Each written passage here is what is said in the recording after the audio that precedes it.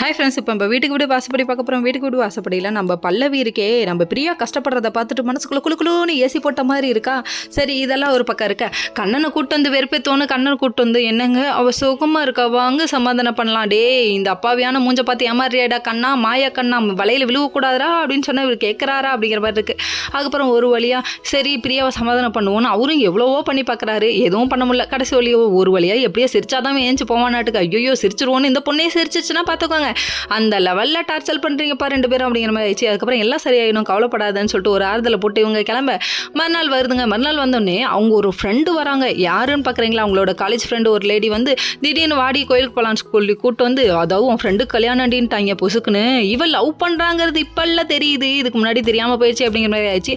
அர்ஜுன் ஒரு பக்கம் பிரியா மனசில் என்ன இருக்குன்னு தெரிஞ்சுக்கிட்டா கண்டிப்பாக அதை நான் சேர்த்து வைப்பேன் அப்படின்னு சொல்லி முடிவு பண்ணிட்டு இருக்காரு.